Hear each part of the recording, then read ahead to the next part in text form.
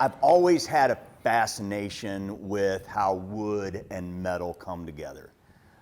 When I was young, my dad and I shared hunting together, and we would go to gun shows, and he would show me and explain the different guns, the history behind them, things like that, and I would look at the way they were put together. So I've always been fascinated how wood and metal come together. That was kind of what developed my interest in knives initially. I'm Steve Watkins. I'm a bladesmith. I'm not a forger, which some people have accused me of being. I'm a bladesmith, which is similar to a blacksmith, but instead of working with iron, I make edged weapons and cutlery. So probably one of the most interesting projects that I'm working on, I'm doing a run of knives for a ship permanently stationed. It's the USS North Carolina, the most decorated battleship of World War II. It's a destroyer. They are refurbishing the ship. So it was commissioned in 1937, and they're taking a strip of steel off around the hull where the water works on that steel, and they're replacing it. I'm taking that steel, cutting it up and using it and incorporating it into knives.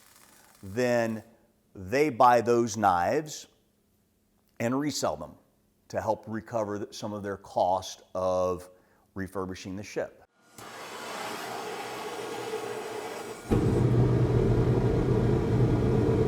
There's multiple ways to make a knife.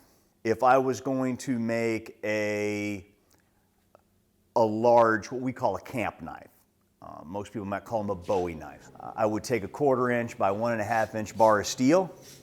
I would heat it up to about 2200 degrees, and I'd start hitting it with my hammer until it looked like a knife, literally. I'd hit the top corners, hit that top corner until it comes down, hit that bottom corner until it goes up, and make a point, and then from there I'm going to pull the edge down, form the handle, and do all those things, and make what you think of as a knife.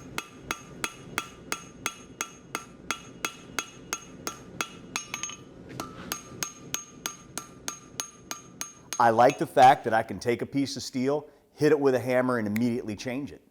And I can take whatever's in my mind and shape it into an object, and then continually work with it and make it really interesting, really visually interesting, tactile interesting. So I get something from that. I don't know how to explain that. I don't know how an artist explains what they get from making their art, but I get that from it.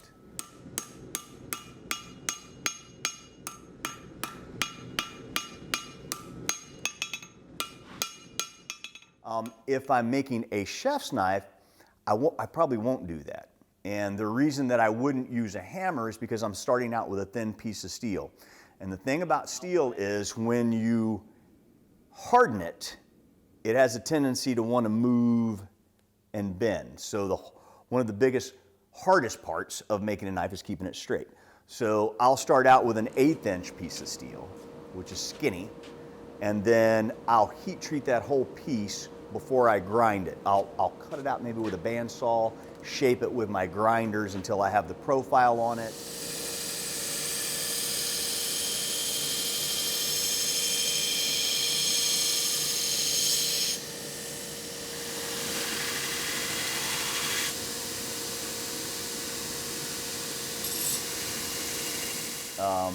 Drill my holes, and then I'll heat treat that whole piece.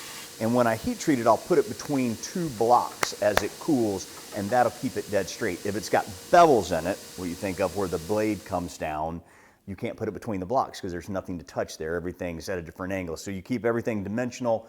So it doesn't make a better knife or a worse knife. It's just a different way to get to the same place, and it's a choice you make as you go along depending on the knife. Every artist that watches this is going to understand this. When you start a project, you're very excited, and you have this idea, and you want to accomplish it. And then all along the way, there's issues or problems, or you haven't done it before, or you have to figure it out. So by the time you're finished, all you see are the problems. And then I set it down, and then I walk away for 2 days. And then I come back and I pick it up, and all those problems disappear, and I can see what went right. When you get a knife from me, if you buy a knife from me, you're not just buying that knife, you're buying part of me. That knife came out of my head. It was made with my hands. I've got an apprentice and I tell him all the time, I'm going to show you these flaws. I'm going to show you these things. Nobody else is ever going to see them, but I want you to see them. And that way you can make it better next time, right? So knife makers make knives for other knife makers, because when we feel a knife, when you take a knife, you look at it and you see this whole picture, and then we look at it this way. We feel it, and we feel where the wood and the steel come together. Can I feel the transition there? My mind's always working, and there's constant projects running through my mind. I'm constantly building knives all the time.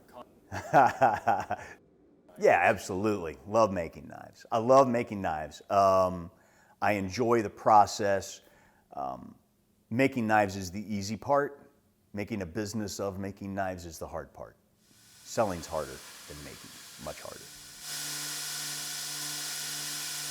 More from a self-employment aspect is find your passion and then just be driven towards it. And if you do that, and if you shut out, because you're going to hear 100 times the voices telling you no than telling you yes. And if you can just shut that out and believe in yourself, you can have a fantastic time.